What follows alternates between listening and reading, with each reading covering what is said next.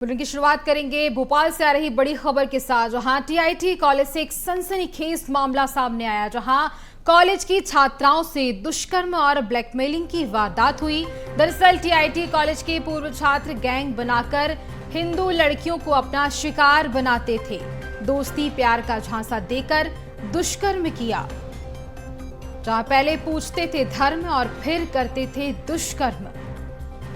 MP में अजमेर जैसा scandal, इसके साथ ही वीडियो बनाकर आरोपी छात्राओं को ब्लैकमेल भी करते थे, जबरन उन्हें मांस खिलाते थे। और इस तरह की करतूत राजधानी भोपाल से सामने है, जहां धर्म परिवर्तन को लेकर दबाव भी लगातार बना रहे थे। छात्राओं ने थाने में एफआईआर दर्ज करवाई, जिसके बाद पूरे मामले का खुलासा हुआ, जहां पुलिस ने 2 आरोपियों को गिरफ्तार भी कर लिया है और इसके अलावा बाकियों की तलाश भी की जा रही है। विशेष समुदाय के पूर्व छात्रों ने कई छात्राओं से दुष्कर्म किया। तो इस कॉलेज के कई छात्र हैं और इसके साथ ही कई पूर्व छात्र भी बताए जा रहे हैं, जिन्होंने इस तरह की घिनौनी वारदात को अंजाम दिया है। और कई सारी पीड़ित जो लड़कियां हैं, जो छात्रा हैं, वह भी उसी कॉलेज की बताई जा रही हैं। तो जहां जबरन उन्हें मांस खिलाया गया और इसके साथ ही धर्म परिवर्तन को लेकर भी उन पर दबाव बनाया गया। तो ये सभी विशेष समुदाय की बताए जा रहे हैं, जो पहले हिंदू लड़कियों से दोस्ती करते थे, उसके बाद उन लड़कियों के साथ रेप कर बाकी दोस्तों को सौंप देते थे। ये संवेदनशील मामले का खुलासा तब हुआ जब बैतूल की रहने वाली 2 बहनों को आरोपियों ने अपना शिकार बनाया। आरोपियों ने पहले अपनी पहचान छुपाकर लड़कियों से दोस्ती की, उसके बाद उनका रेप कर ब्लैकमेलिंग करना शुरू कर दिया और इसके बाद आरोपी और भी लड़कियों को इसमें शामिल करने की मांग कर रहे थे, जिनसे तंग आकर दोनों बहनों ने बाग-सिवनिया थाने में इस पूरे मामले को लेकर शिकायत दर्ज करवाई, जिसके बाद इस पूरे मामले का खुलासा हुआ, जहां पुलिस ने इन सभी आरोपियों को उनके खिलाफ एफआईआर दर्ज कर ली है। एक संवेदनशील मामला प्रकाश में आया है, जिसमें कि बाग-सिवनिया क्षेत्र में कुछ इस तरह की शिकायतें आई थी। इस मामले में प्रकरण कायम किया गया है। उसमें अलग अलग 3 आवेदिकाओं ने उसमें शिकायत दर्ज कराई है, जिसमें कि प्रकरण पंजीबद्ध किया गया है। इसमें 2 आरोपी जो मुख्य आरोपी हैं, उन्हें गिरफ्तार कर लिया गया है। पूरे मामले में अलग अलग एसआईटी गठित की गई है, जो इस पूरे मामले की गंभीरता से जांच कर रही है। इसमें प्रथम दृष्टया इसमें दुष्कर्म और चूंकि आवेदिका उसमें नाबालिग थी, इसलिए पॉक्सो एक्ट की भी उसमें कार्रवाई की गई है। साथ ही इसमें पुलिस की जो एसआईटी टीम है, इस गंभीरता से पूरे मामले की जांच कर रही है। सर, धर्म स्वतंत्र अधिनियम के तहत भी कार्रवाई की गई है, धर्म छुपा। हाँ, इसमें इस तरह के इस आशय की भी इसमें कुछ विषय वस्तु संज्ञान में आई है, इसलिए इस धारा का भी इसमें प्रयोग किया गया है। सर, किसी एक समुदाय के द्वारा दूसरे समुदाय को इस तरीके से बात आ रही है क्या? इसमें पूरे मामले की पुलिस की टीम, एफआईटी टीम जांच कर रही है और जो भी तथ्य होंगे उसके आधार पर इसमें विस्तार से विवेचना की जाएगी।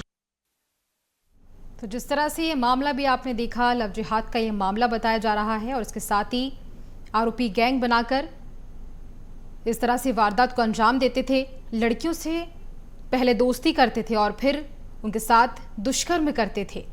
टीआईटी कॉलेज में ब्लैकमेलिंग का पर्दाफाश हुआ, जहां ये आरोपी जो टीआईटी कॉलेज के छात्र ही बताए जा रहे हैं और इसके साथ ही इस ग्रुप में कुछ लोग ऐसे हैं जो पूर्व छात्र भी हैं।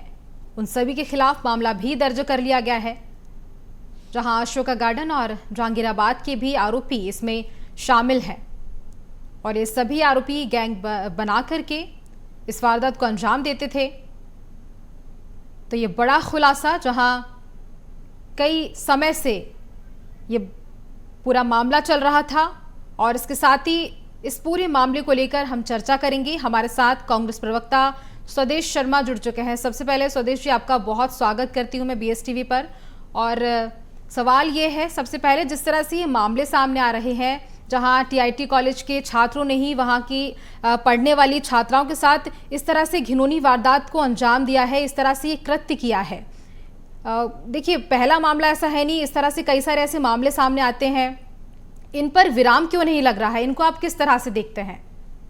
देखिए, सच बात यह है कि मध्य प्रदेश में पुलिस नाम की कोई चीज बची नहीं है।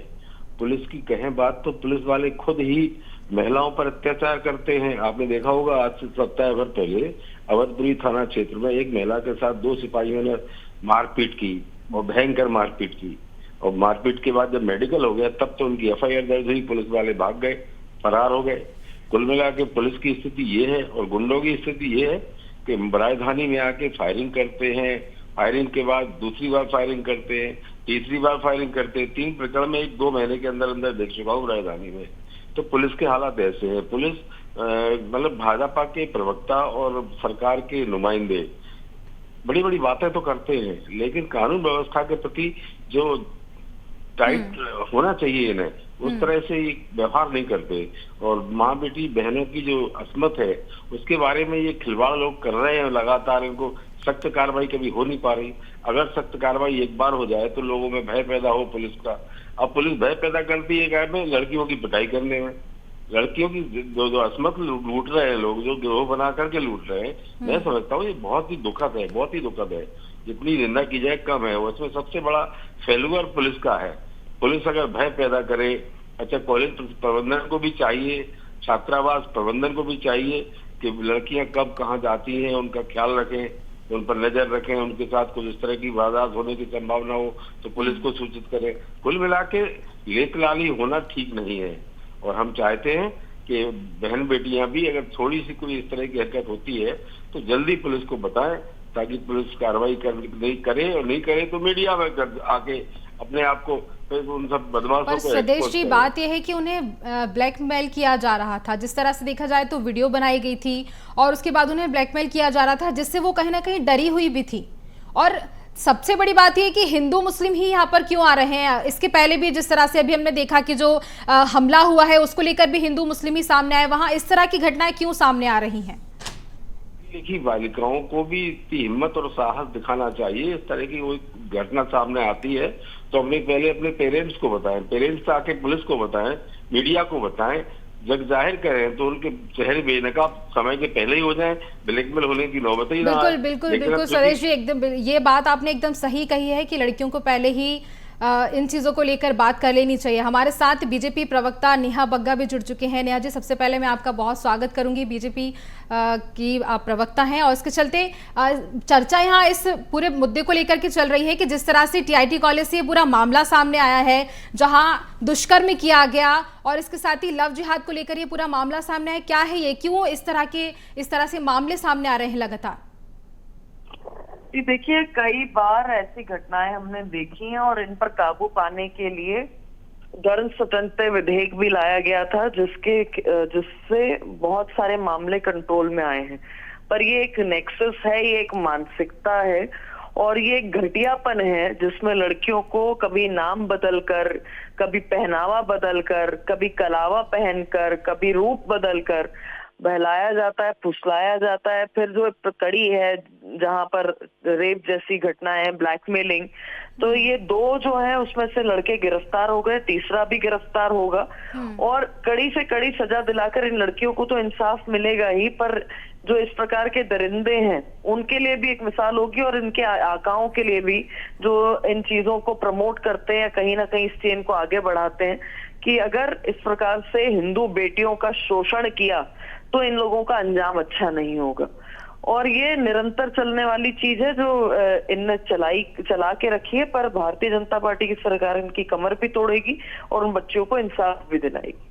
बिल्कुल, हमारे साथ कांग्रेस प्रवक्ता भी जुड़े हुए हैं नेहा जी, उनसे हम जानकारी लेंगे। और सुदेश जी, क्या लगता है आपको, इस तरह के मामले पहले भी कई बार सामने आए हैं और कहाँ चूक हो रही है, किन कारणों के चलते इस तरह से मामले लगातार सामने आते जा रहे हैं? कानून तो पहले भी बना हुआ था, उसके बाद उसमें संशोधन भी हुआ है, लेकिन कानून को अमली जामा पहनाने के लिए वो बहादुर पुलिस भी चाहिए जो एक बार सख्त सजा दिलाने में अपनी भूमिका अदा करे।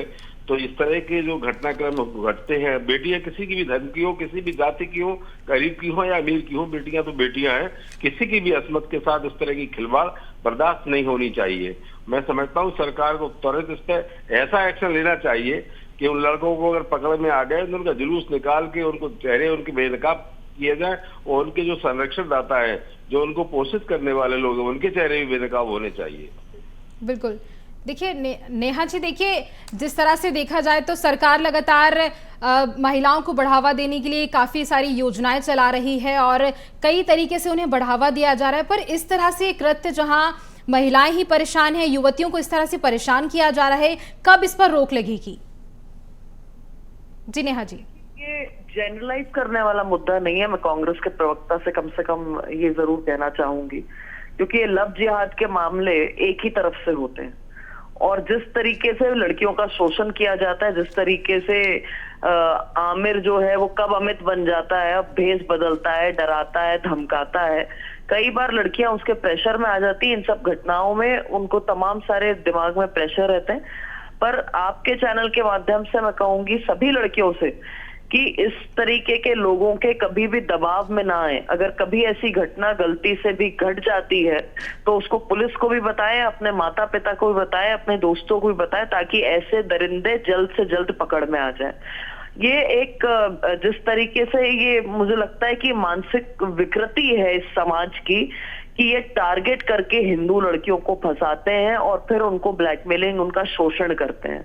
तो निश्चित तौर पर कानून एक अपनी जगह है, पर ये समाज की जो विकृति है उसको हम सबको मिलकर भी ध्यान रखने की आवश्यकता है और उस पर नजर बना के रखने की जरूरत है कि जैसे ही हमारे सामने ऐसा कोई फिशी, ऐसी कोई घटना आए तो हम स्वयं उसमें समाज के सजग प्रहरी बनकर उसको पुलिस तक लेकर जाए। यहाँ पुलिस प्रशासन अपना काम जरूर करेगी, मिसाल भी जो कांग्रेस के प्रवक्ता कह रहे हैं वो जरूर पेश करेगी। और मैं पुनः कहूंगी कि इसको जनरलाइज ना करें। इसको जनरलाइज कर करके हमने अपनी हिंदू बेटियों को इनका शिकार होने के लिए खुला छोड़ दिया है। बिल्कुल, देखिए एक सवाल ये भी यहाँ नेहा जी के जिस तरह से देखा जाए तो माँ बाप अपने बच्चों को पढ़ाई के लिए कॉलेज में भेजते हैं, स्कूल में भेजते हैं और वहां से इस तरह के मामले सामने आते हैं, क्या ये सही है? इस तरह से अगर देखा जाए तो परिवारजन जो परिजन हैं वो और ज्यादा परेशान होंगे और कहीं ना कहीं बच्चों को स्कूल कॉलेज जाने से रोकेंगे। वो ये स्कूल कॉलेज से आने वाले मामले नहीं है और लड़कियों को क्यों रोकेंगे? रोकना है तो ऐसे दरिंदे लड़कों को रोके। स्पष्ट ये है कि हर प्रश्न लड़की से ना पूछा जाए, समाज में जो ऐसे लड़के, ऐसे दरिंदे घूम रहे हैं उनसे भी पूछा जाए, उनके परिवारजनों से भी पूछा जाए। केवल लड़की के माता पिता को चिंतित होना चाहिए। समाज में क्या दूसरा साइड नहीं है जहाँ पे ये दरिंदे घूम रहे हैं, जहाँ पे अपना नाम बदल रहे हैं, अपना भेष बदल रहे हैं? तो हम सबको इसमें सजग भूमिका निभाने की आवश्यकता है। ये घटना स्कूल में भी हो सकती है, गली में भी हो सकती है, मोहल्ले में भी हो सकती है, घरों में भी हो सकती है। क्योंकि ये एक सो कॉल्ड जो हम बात करते हैं गंगा जमनी तहजीब की, ये वहां पर जाकर ये सारा ध्वस्त हो जाता है। बिल्कुल, सारा ध्वस्त होता नजर भी आ रहा है। नेहा जी, मैं सवाल करना चाहूंगी सुदेश जी आपसे कि इस तरह से पहले भी कई मामले सामने आए हैं और कहीं ना कहीं इस मामले को जो अजमेर में जो केस हुआ था उससे जोड़ा जा रहा है, इस पर आप क्या कहना चाहेंगे? देखिए भाजपा जोड़े, किसी भी चीज से जोड़े, मैं तो ये जानता हूँ कि मेरी भारत की बेटियां हैं, वो किसी भी जाति की हो, किसी भी धर्म की हो, दरिंदे किसी भी जाति के हो, किसी भी धर्म के हो, उन्हें कड़ी से कड़ी सजा होनी ही चाहिए। अगर नहीं देती है सरकार सजा तो मैं समझता हूँ समाज को भी चाहिए, ऐसे लोगों को, उनके पेरेंट्स को चाहिए, उनके पेरेंट्स तक का बहिष्कार, सामाजिक बहिष्कार करें ताकि उनको सबक मिल सके, एक नजीर पेश हो सके। लेकिन समाज की विकृतियों को समाज ही दूर कर सकता है, तो हमें सबको आगे आना ही पड़ेगा। वो आगे आना चाहिए और उनके पेरेंट्स को, जितनी बेटियां हैं, उनके माता पिता हैं, उनको भी सजग रहना चाहिए कि इस तरह के अगर दरिंदे लड़कों के संपर्क में आती हैं तो संपर्क को पहले ही तोड़ दिया जाए, ताकि एक एक बात घर में बताए लड़की, मेरी अपनी भी बहन बेटियां हैं, कोई घटना इस तरह की घट नहीं पाई, क्यों नहीं घट पाई कि हम लोग सजग रहे हैं। हमेशा जरा सी कोई घटना आई तो सबसे पहले घर में बताया। अरे घर में नहीं बताओगे, अपने दोस्तों को नहीं बताओगे तो कैसे पता चलेगा? रहा सवाल दरिंदे कोई जाति नहीं होती, कोई धर्म नहीं होती, वो तो दरिंदगी की सोच होती है।